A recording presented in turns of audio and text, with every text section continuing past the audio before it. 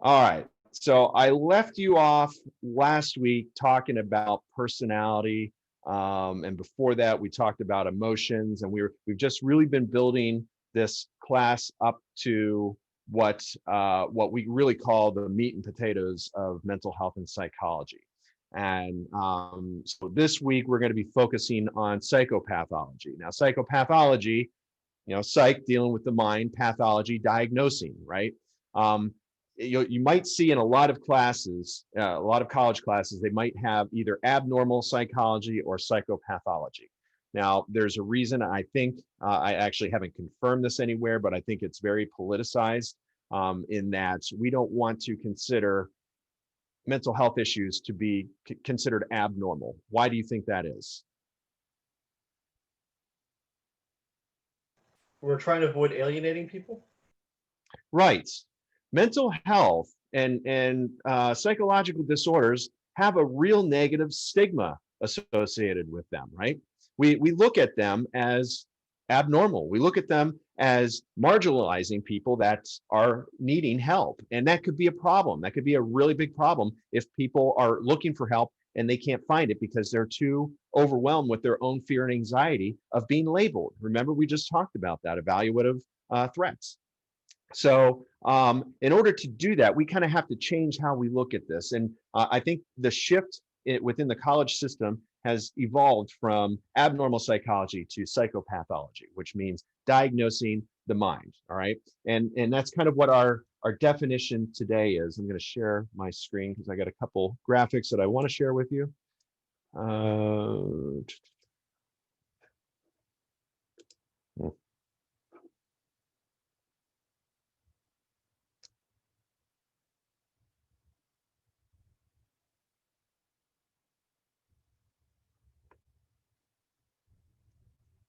All right.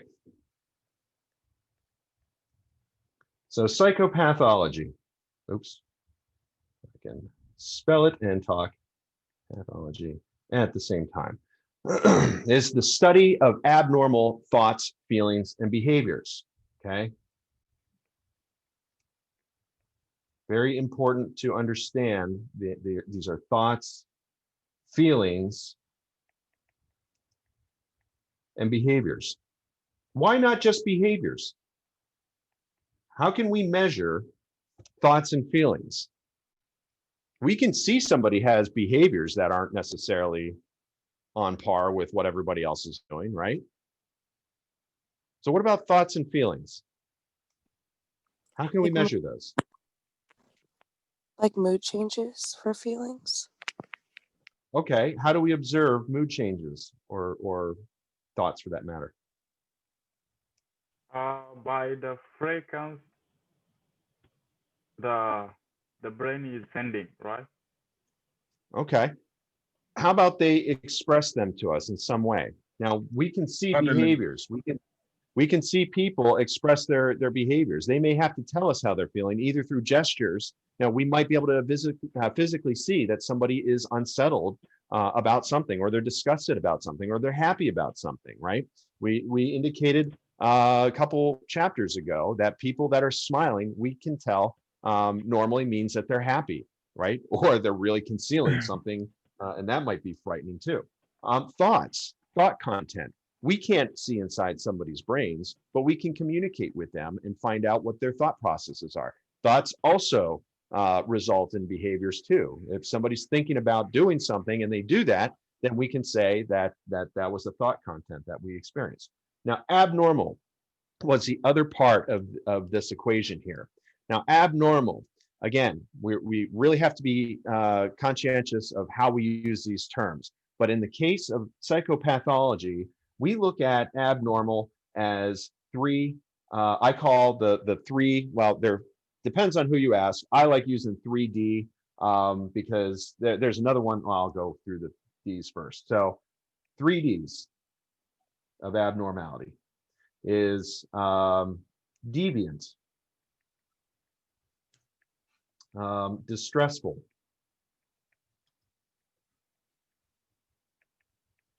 and dysfunctional. Now, there's another component, and depending on whom you talk to, they might say dangerous.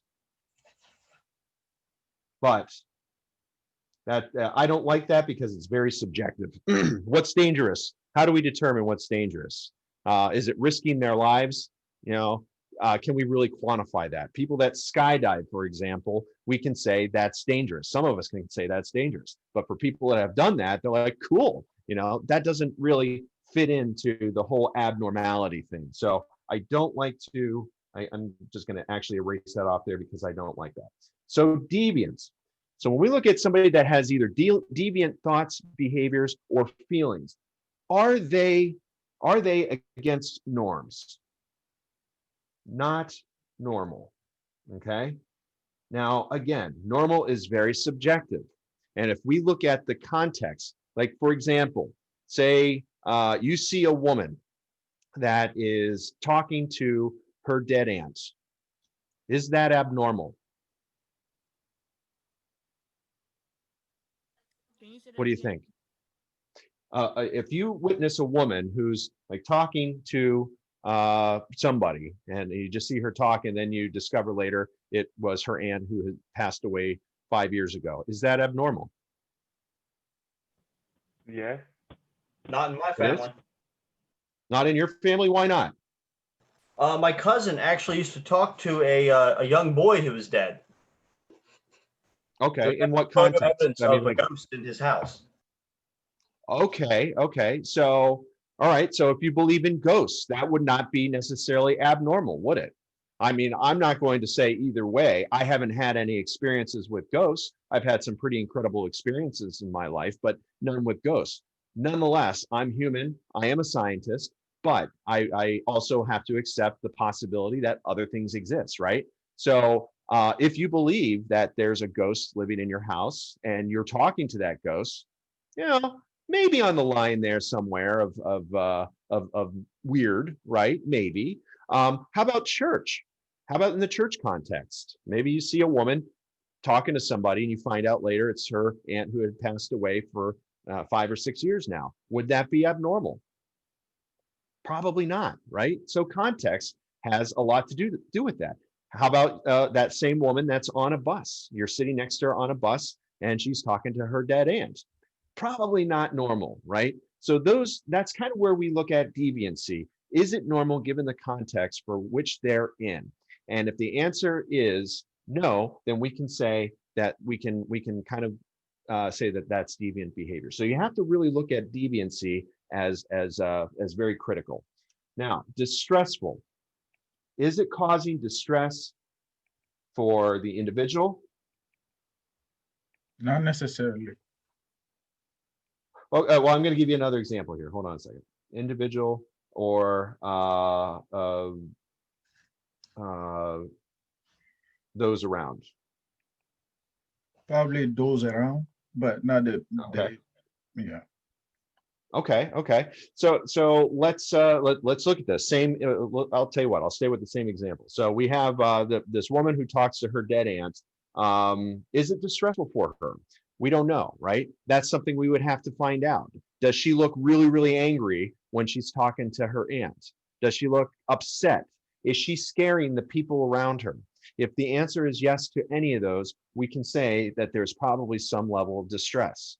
For example, another example here is anger. I love using this for anger, right? We all get angry. We all experience anger. And anybody that goes to anger management and expects to quote unquote control their anger is really fighting an uphill battle. It can't happen. We can't control our emotions any more than we can control our weather, our own weather, right? Our emotions happen. What we can control is how we respond to that.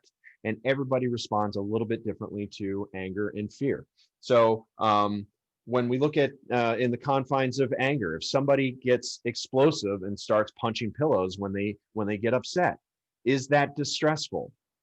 It may be, right? It may be distressful for them. It may be distressful for the family around them. Now, if he confines it to that and he doesn't start beating up family members or friends or anything, we can kind of evaluate that to say, yeah, it is somewhat distressful, but we haven't reached the dysfunction yet, which I'll talk about here in just a bit. So is it distressful to the point where that individual can't get relaxed very quickly? Now, if he's quick to calm, that would be ideal in that situation. If he's able to learn and impart some new skills into his routine of getting angry and showing it, that might be a sign that that he's somewhat functional, or I'm sorry, able to mitigate that distress. All right. So is it distressful for those around him? Like if he's got a family and he starts punching pillows and throwing things, is it scaring the people around him? If the answer is yes, we can say we've got criteria for the third D, right? Last D, and this is an important one because I think I've already alluded to that. Is it causing dysfunction? Quality of life, I'm going to spell QOL, quality of life reduction. Now, this is a very, very important one.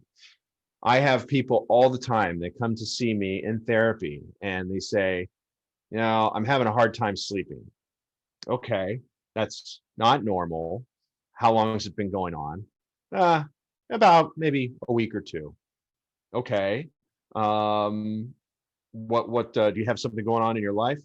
It's the end of the semester and I've got to clean out my basement and I just have all these tasks and papers and things that I have to do. Sorry to pick on you, Mitch.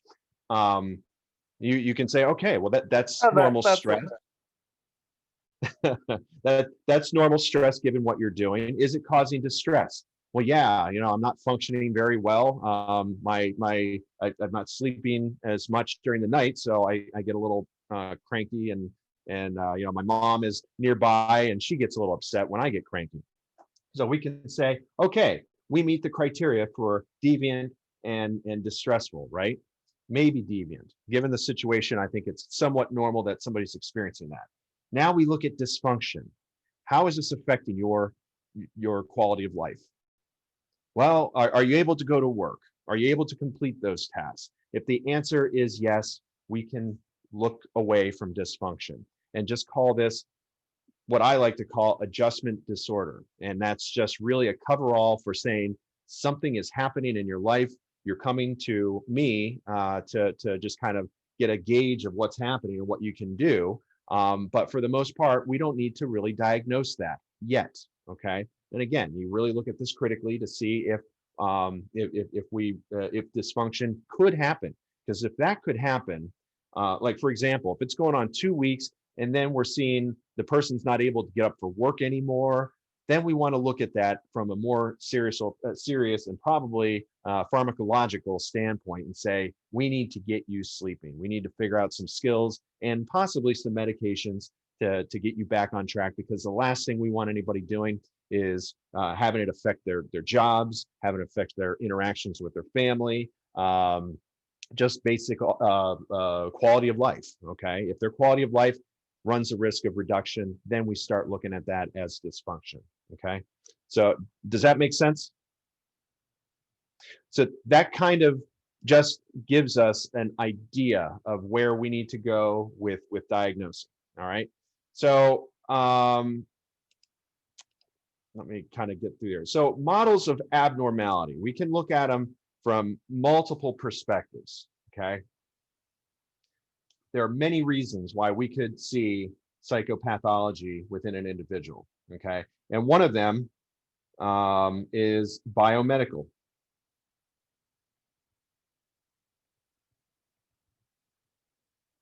The other one is behavioral.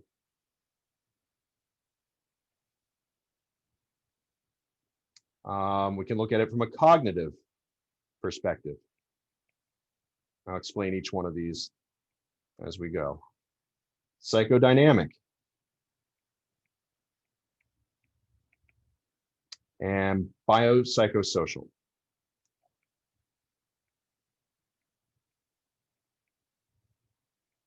Now, when we look at each one of these models, we can look at it from a perspective that it might include all of these. I always like the biopsychosocial because it really, it's all inclusive of just about everything. Okay, it looks at a lot of stuff. So with biomedical disorders or behaviors that that thinking is caused by biological changes, if that makes sense. So in the chemical structure, we talked about neurotransmitters. Is there something going on with neurotransmitters? Like, are we experiencing an all of a sudden increase of GABA or glutamate, or decrease in glutamate, our calming versus our activation? How about serotonin, our calmness, our ability to kind of focus? If that's not happening, we could be experiencing depression or anxiety, or both, right? Dopamine. If dopamine receptors aren't being activated properly, or they're being overactivated, we could see some serious psychosis in those cases. We can see addictive behaviors usually rise up if dopamine receptors aren't working. So biomedical is just as it sounds. It has to deal with physiological properties of the brain and body connection. And that's important.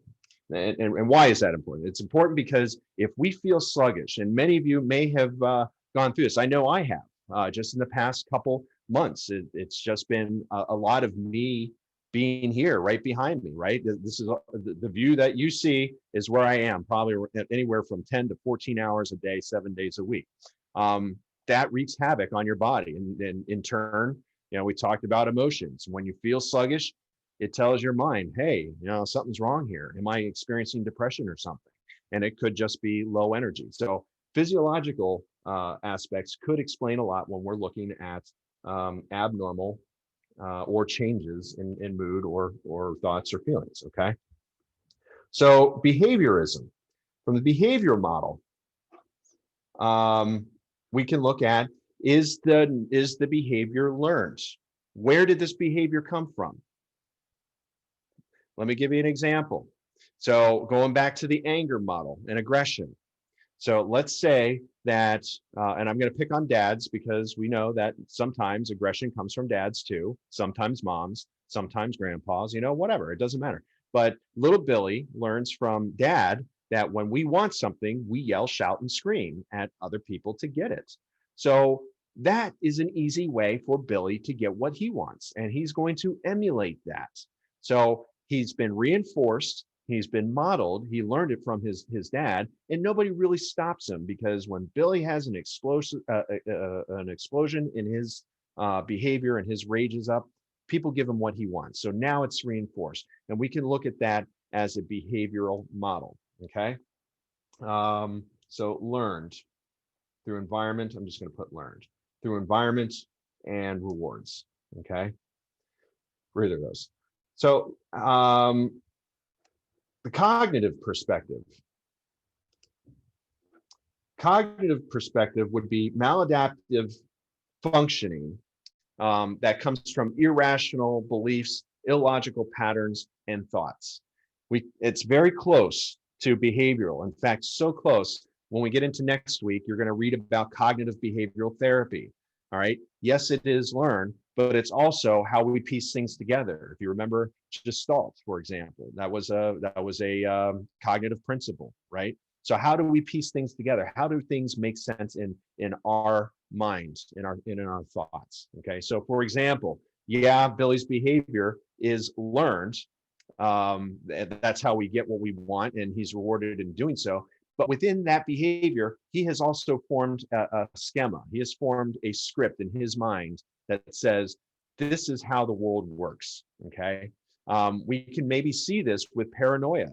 Anybody that's experiencing any type of paranoia, they have a cognitive, I'm going to say dysfunction, but there's a lot of cognitive things that are going on because they've really looked at the world in a different light. Their reality and their perceptions of reality are completely different. So they've adopted these beliefs, which then in turn, they act on these behavioral models. And when we talk about obsessive compulsive disorder, right, that can come from cognitive issues. That can come from cognitive dysfunction, a cognitive explanation for this, because they believe that that if they do these certain odd behaviors, right, like locking the door 3 times, nobody's going to break in, right? That's an odd, irrational belief, behavior.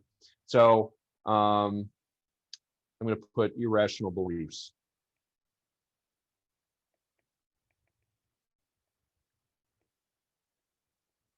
For this one, okay? And then we have the psychodynamic.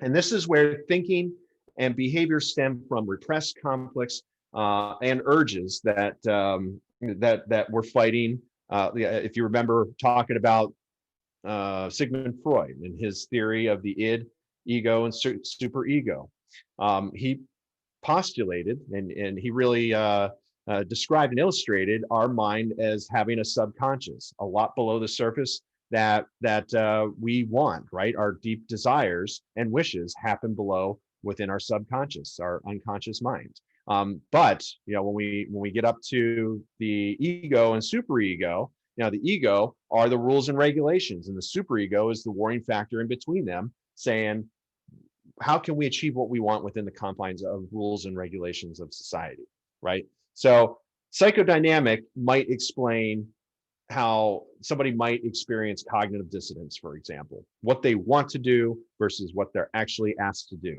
Or if somebody is experiencing some kind of repressed memory, right? That was an example that Freud came up with. People that have repressed memories, which we now know is probably a lot less common than what he originally thought. But people with repressed memories, they have those wants and desires, but they just don't know about that. So they start acting at levels, acting out on that. And then they start projecting their feelings and thoughts onto others, right? Which could be bad. They could be dissociating in some way, which is bad, right? That could lead to further problems in their relationships and even their jobs. So anyway, that's all psychodynamic is conflicts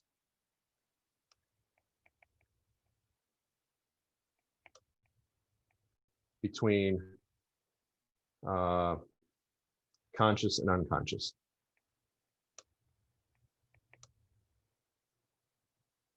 Did I spell that right? Nope. Conscious. Oops. And unconscious.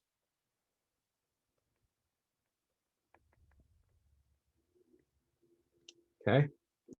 And then we have the biopsychosocial model. Now, this explains disordered thinking or behaviors as the result of a combined interaction of forces, including your biological, psychological, social, and cultural influences. All right. This is a more well-rounded model that we use more so. I mean, you might see people that use cognitive and behavioral models, especially with children. You very rarely see psychodynamic models, unless it's somebody that has dealt with trauma from a long time ago, and they've just kind of built up a world around them. But for the most part, for most disorders and outpatient therapy, we see the biopsychosocial, which again looks at biological, psychological, I'm just going to put psych, social, and cultural. Now, why cultural? Why do you think I mentioned social and cultural? I mean, social kind of makes sense, right? We act a certain way around our friends, right? We experience peer influence, right? Or peer pressure. So social kind of makes sense. We talked about last week with social psychology, how we as individuals are pretty predictable, but you put us in with a group of others and all gloves are off. We don't know what we're doing. Cultural plays a big role in that, because we can see groups of people and even individuals that may have similar biological makeup, and they are raised in similar families with similar family values, but you put them in different parts of the world under different governments, like with their macro systems, and things tend to influence their thoughts and behaviors and feelings in that context. So that's why culture is very important. I can say, you know, with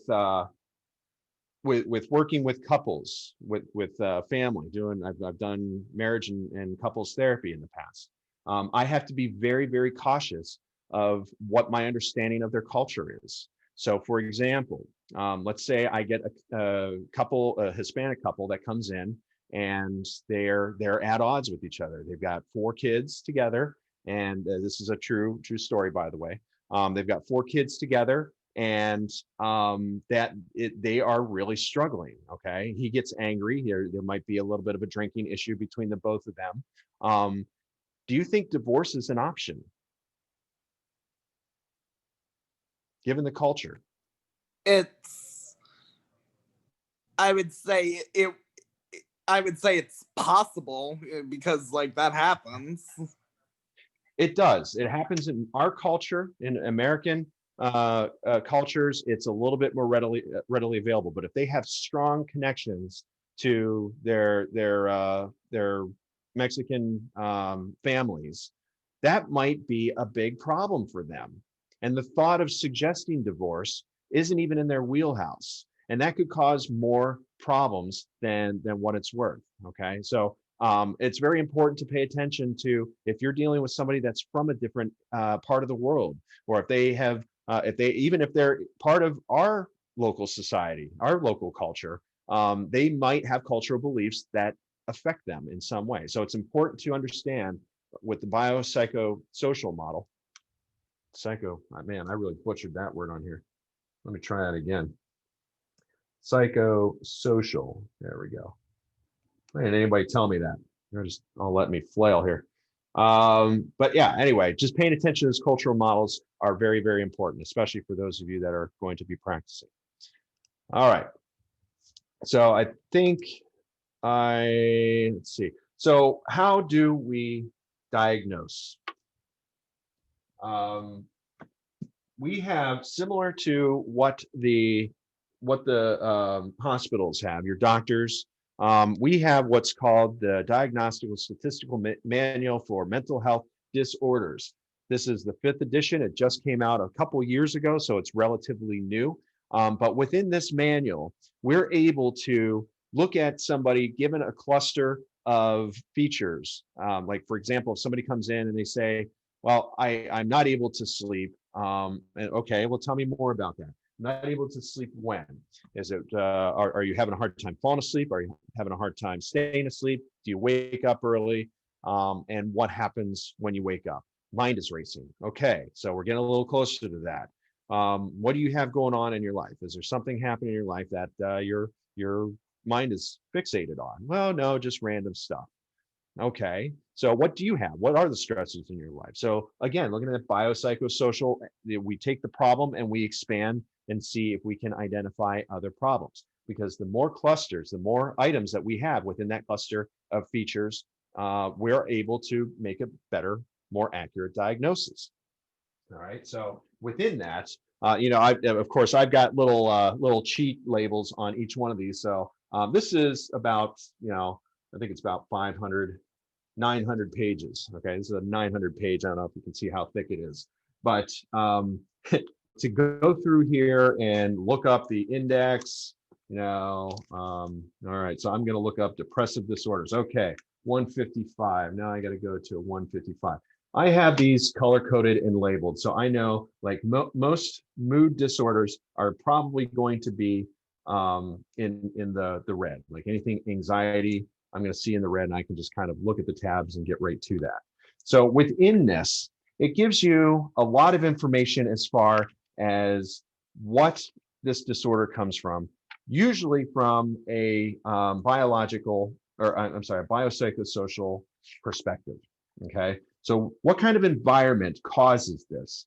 What are the thoughts associated with it? What are some specifiers? How is this similar? Is it similar to any other disorders we might want to consider? What are the risk factors associated with this disorder? Like, for example, suicidality. Suicidality is a big issue. That's like the ultimate negative outcome in any mental health field, right? We do everything to avoid suicidal ideation and suicidal completion, right? So what are the risks associated with that by the numbers? They give us statistics. And for example, OCD, see if I can find it in here. Suicidal risk for OCD, people diagnosed with OCD occur at some point in about half the individuals with OCD.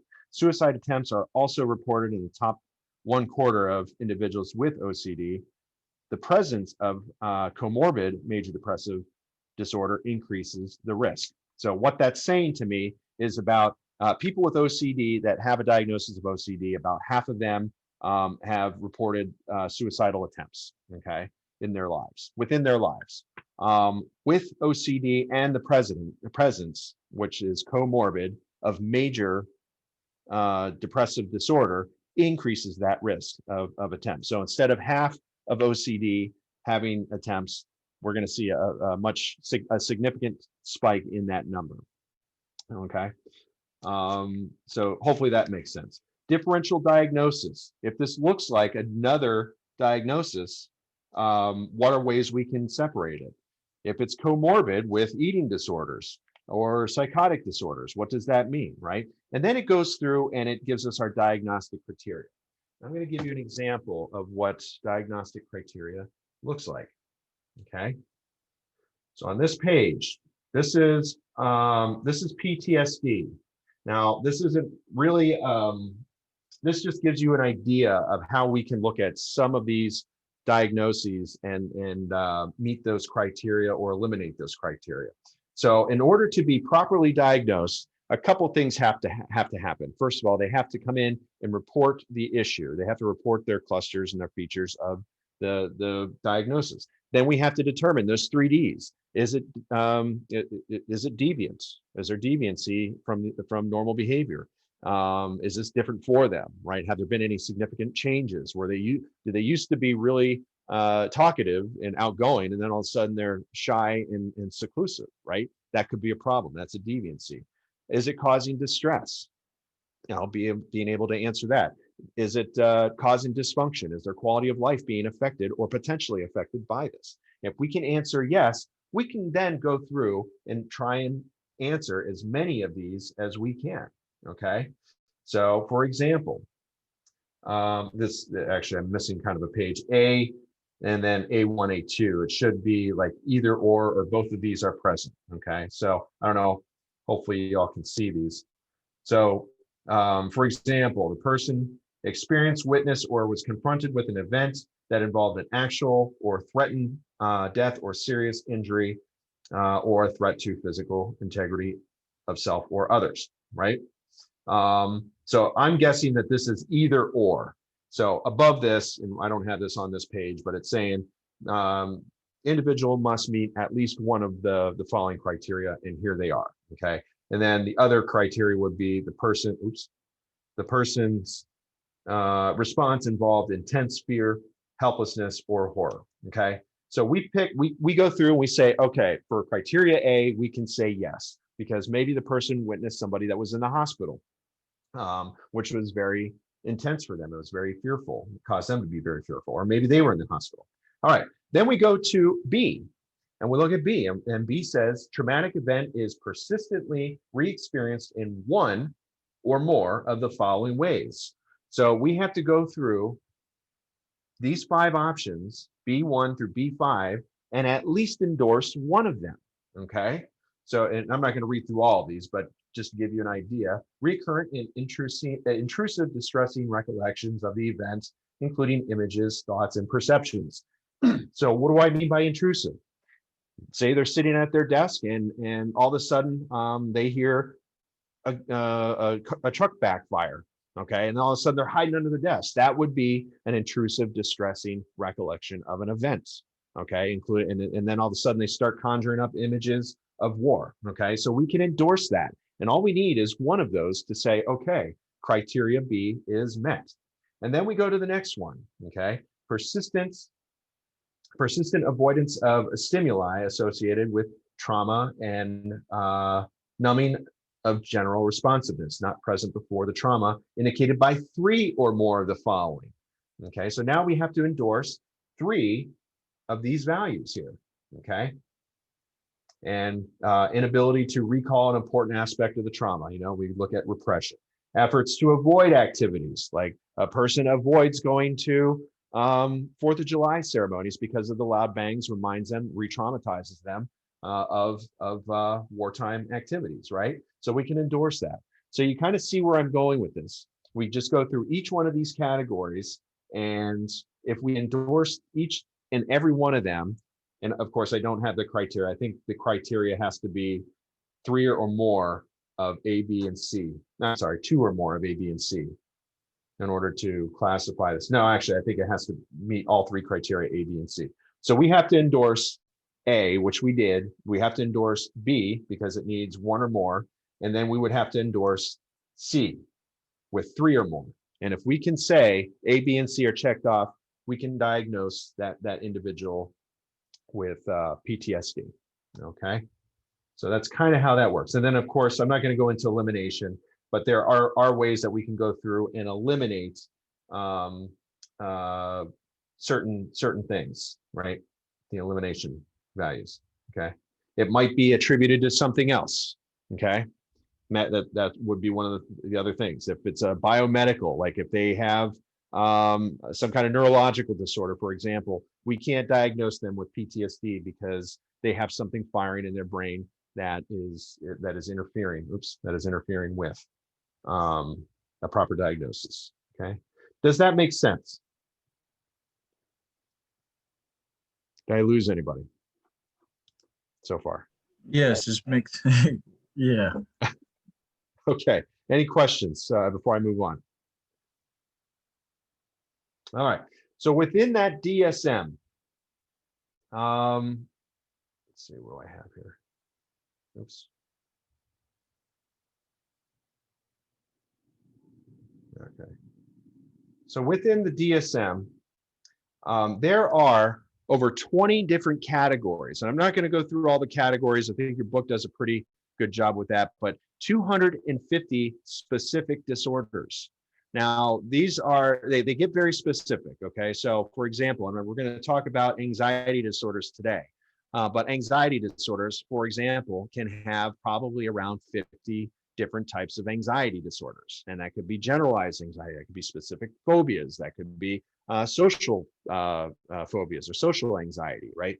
So within those categories, like for example, anxiety can have about, I think there's really only about 35 different anxiety disorders that we can specify. The more specific we are, the different, it could determine what kind of treatment the person receives, okay? Now, they have general classes, and when we get into treatment modalities on Wednesday, we'll talk, next week, we'll talk a little bit more about what that means, okay? Why do we want to use gradual exposure for anxiety, like specific phobias, but we don't do that for PTSD, right? We may want to consider re-traumatization. So if we try and expose somebody to something that they are normally fearful of, we could actually push them further into psychosis, and we don't want that. So it depends on how specific we are. That determines what the best, and the book tells you what they recommend, what does some of the empirical data show on how we treat this most efficiently and effectively, okay? But some of those categories include depressive disorders, right? Anxiety disorders, schizophrenia, other psychotic disorders, neurodevelopmental disorders we talked about, ASD, autism spectrum disorder, right? That would be an example. Excuse me. All right. So how common are psychological disorders? Believe it or not, it's pretty high. About 26% of American adults over the age of 18 have a mental health disorder in any given year, okay? Now that doesn't necessarily mean that people are getting treated. And they could be not treated for various reasons. They could be not treated because they don't have access to healthcare, right? That's the problem. They could be treated because they get over it, right? They're able to manage their problems and their issues and reduce the long-term impact on their mental health. So that people, this past year, I'm sure a lot of people experienced depression and anxiety where most people normally wouldn't have in the past, right? But given everything that's going on, the environment created that for us. That created that spike in mental health issues. That doesn't necessarily mean we can't get over it. Mental health Mental health issues doesn't mean that we are stuck with that label for the rest of our lives, right? It just meant that we had something that we went through, kind of like maybe a corn, right? And I don't mean in any way to downplay the seriousness of anxiety or depression or bipolar or anything like that to a corn on your foot. But if you're able to come up with a home remedy to fix that corn on your foot, then you've done it. You've gotten past it, and you can kind of move on with your life. However, if that corn starts growing and everything you're trying is just getting bigger, and now you can't walk, now we have dysfunction, right? Now we have distress, we have discomfort, and it's not normal. And we can say, before it gets any worse, let's start looking at treatment options. And again, we'll get into that next week. But labels, I brought up the word labels. Labels are, and I'm kind of, I know what your book says about this, but I'm going to kind of give you my 2 cents on what labels are. Labels help. They're great for officially helping to distinguish what the diagnosis is and what the best course of treatment is. It's a great medical tool. And don't get me wrong, because I'm about to say something that that might, rub people the wrong way. Labels are also limiting, okay? And I see this time after time after time is people that seek these labels to some level that makes them feel good. It gives them an answer as to what's going on. But when they start adopting that label, now we have a self-fulfilling prophecy. Do you know what I mean? So somebody that might experience bipolar features, for example, going through therapy, doing what they can, they're taking their meds, but then they go out and they just spend their entire account. And then they might come back, and I'm not saying everybody does this, but I do see this more often than I should. But then they come back to their spouse or their significant other and they say, it's okay, I have bipolar disorder. They're now using that as a crutch to explain away their bad behaviors, okay? So labels, while they're good for the medical field, they could have a negative impact on the person and their willingness to overcome whatever it is they're able to overcome. PTSD, I find that works with PTSD. People with PTSD are, again, there are a lot of them out there doing great work. But once they have that label, some might feel inclined to saying, well, I have that label, there's nothing I can do about it. It's almost like a defeatist mentality. And then it stifles their ability, their growth to doing new things. Again, I'm not downplaying the seriousness of any way. I'm just kind of speaking to the good and the bad that labels bring into the therapy session. And that's a conversation I have with all of my clients, just letting them know where I stand with labels. Yes, this is a label. Don't let it bother you. Don't embrace it necessarily to the point where it's going to stop you from doing work, because you're here to get help. So anyway, just kind of my own 2 cents on it. Does anybody have any thoughts on that before I move on? We really looked at labels as being a problem back in back in the days when we looked at mental health issues very negatively as early as 40, 50 years ago. People with mental health disorders, we did what? We locked them away in hospitals, right? That's where labels were very dangerous back then. We can experience that now. If I label a child with autism spectrum disorder, that could have long-lasting effects on that child. It may affect their ability to get jobs, especially if I'm wrong.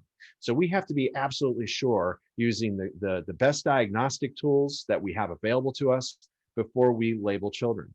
And when we get into treatment modalities, we'll talk about psychopharmacological perspectives in treating children, because children's minds are still developing. If we start introducing medications that alter their minds, that could be a problem, right? They're going to develop, they may have developmental issues later on in life because of that medication. So we got to be very, very cautious, especially when it comes to diagnosing and treating children. All right. So the one area I do want to cover today is anxiety. And I've got, we're not going to cover every single disorder we have out there, but I want to at least get anxiety, trauma, and stress, okay? Because we most recently talked about that. Actually, I put trauma and stress here.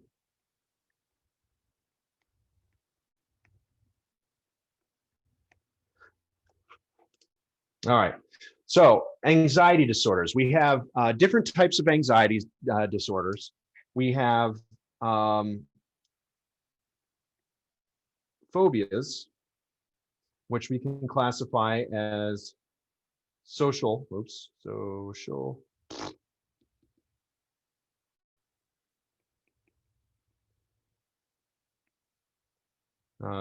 anxiety disorder.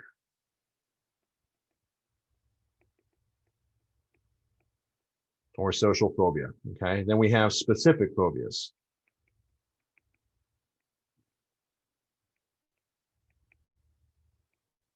And we have agoraphobia.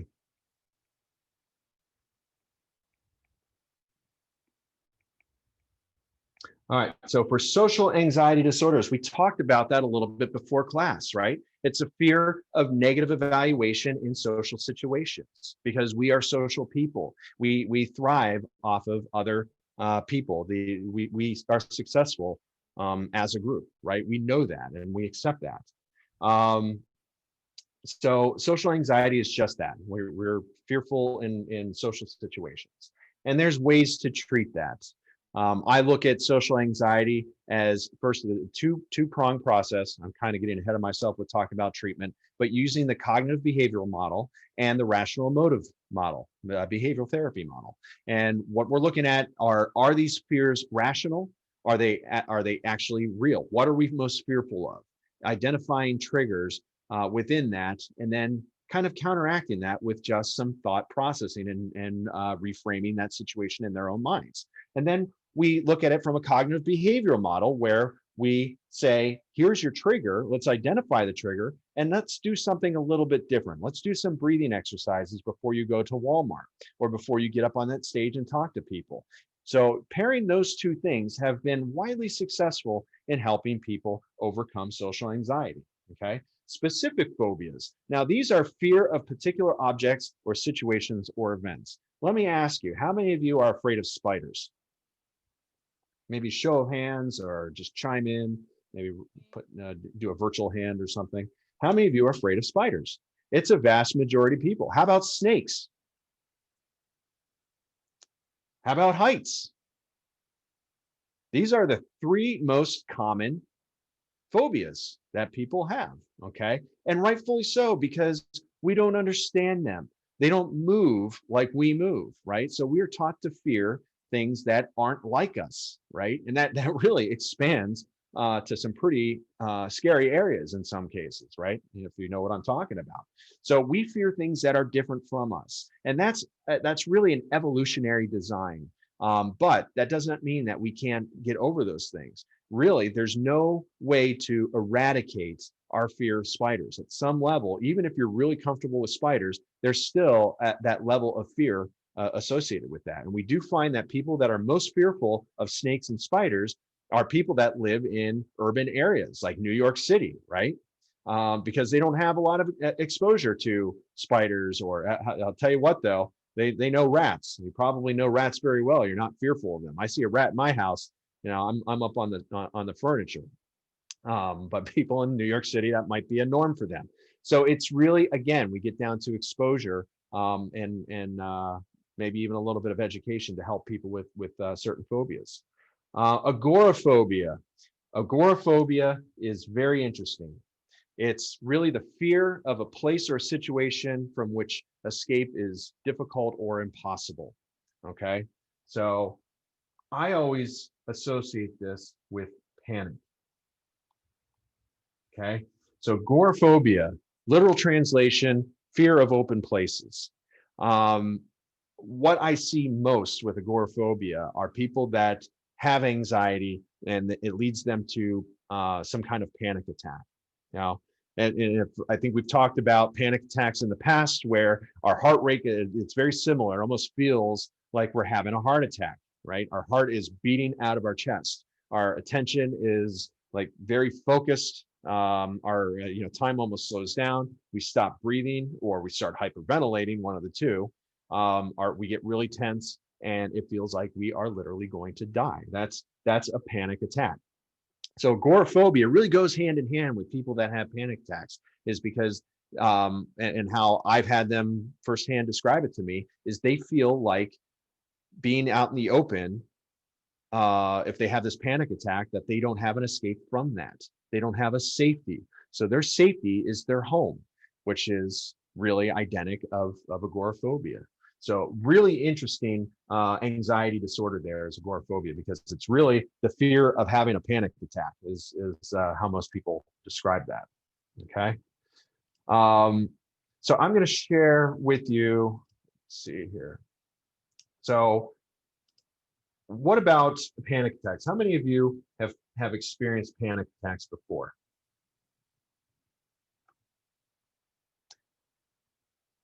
I think I saw a couple hands go up. It happens frequently. And to somebody that's had them before, if you don't know what they are and you haven't gone through some kind of breathing exercise to do that, I think we did breathing exercises within this group, right? Breathing exercises and guided imagery are fantastic. They're a fantastic model for, or mode of therapy to get your autonomic nervous system back down to regular. And if you can do that, it kind of keeps that mind-body connection from running away on itself. Because once that happens, then it just gets worse and worse and worse until you fear the worst, and then all of a sudden the worst is happening until, you know, the ambulance come and they say, no, you didn't have a heart attack. So anyway, breathing exercises are super, super helpful with people that experience panic attack. And again, that's what are your triggers. So if we know that going to a crowded Walmart, especially these days, might trigger panic attack, right? What can we do? What are some things we can do? Well, we can go out and sit in the car and do breathing exercises, and then go in and try it again, and just introducing different types of interventions to protect that. Okay. So what I did here is I listed just a couple other features of anxiety disorders. This is a list of children and adolescents, just to give you an idea of what we look at for criteria. So for example, separation anxiety disorder, you can kind of read some of these here. So developmentally inappropriate and excessive anxiety during separation from home or parent. You know, we see that a lot with kids that might have too much of a codependency on their parent, right? Is that normal? Yes, to some degree it is normal. However, if it starts getting into nightmares and following their parents from room to room, and it lasts, and this is important, and if it lasts more than 1 month, we're going to start looking at diagnosis, okay, and or treatment, some kind of intervention of some sort, okay? Specific phobia. Again, it's not uncommon for us to fear spiders. It's not uncommon for us to fear heights. I have a friend, and hopefully she doesn't ever listen to this because she'll know exactly who she is. Don't worry, it's nobody that goes to Hack or any of my other schools. She was in the Air Force with me, and she somehow, and I don't to this day never crossed my mind as to how she got away with this, never flew, or if she did it reluctantly. And I know Air Force, and you're afraid to fly, go figure, you know. But anyway, so she got a really good job after she retired from the Air Force, and it was with a company where they had started to ask her to travel to different cities and do presentations and meet with clients. She refused. She started driving. Okay, so they kind of dealt with it. That was her workaround. So she started driving to some of these nearby cities. She was based out of Los Angeles, and all of a sudden they wanted her to go to New York. Can you drive from LA to New York? Has anybody ever done that? How long does it take? I've done it several times. In fact, I'm doing it this summer. It takes about 6 days comfortably. So they want her by that weekend to be in New York, and she can't do it. So the company said, well, you have to fly. And she said, nope. And they said, well, you have to, otherwise you don't work here anymore. And she said, nope. She gave up a six-figure job because she refused to fly. How many of you would consider that dysfunctional? Quality of life just went down, didn't it? That's what we're looking at with specific phobias. It's okay to get your anxieties. That never really ever goes away to certain stimuli, like a snake or a spider or heights or needles or whatever. I don't like needles. I get them done because I have to. But if it came down to my job and I'm turning down jobs because I don't want to get stuck with a needle, that might be a problem. So that's what we look at with phobias. Is it dysfunctional? Does it cause such a fear response that they are avoiding a situation altogether, and it's lowering their quality of life? Okay. And big part here, does it occur, does it have a duration of at least 4 months? Okay. Because we may encounter something new that we don't like.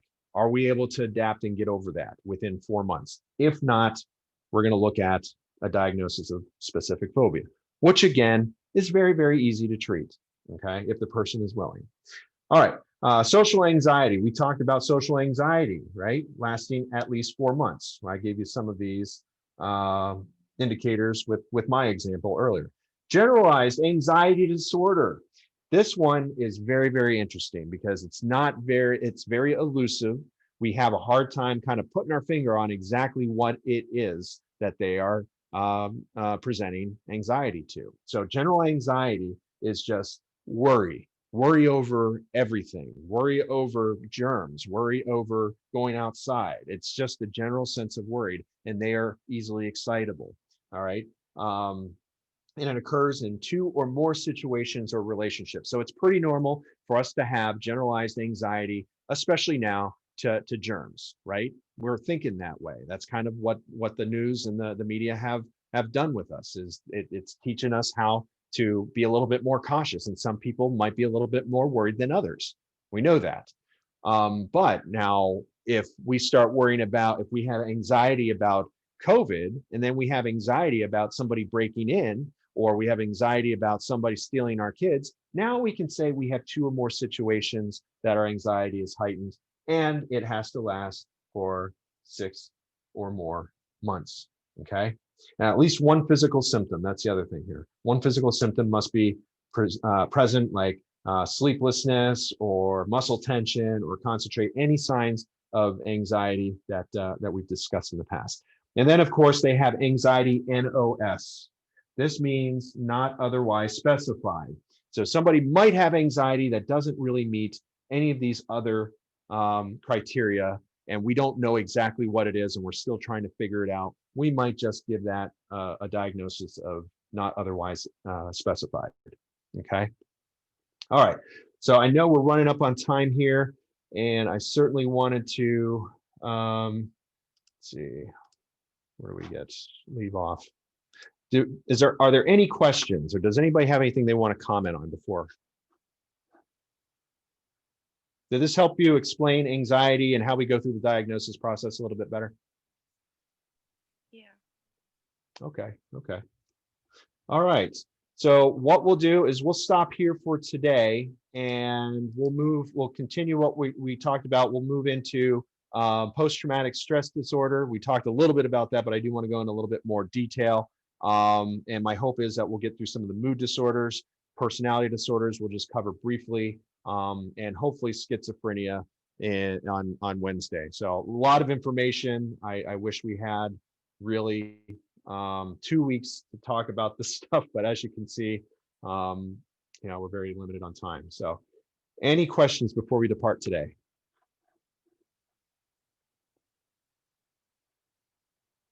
All right. Stop recording.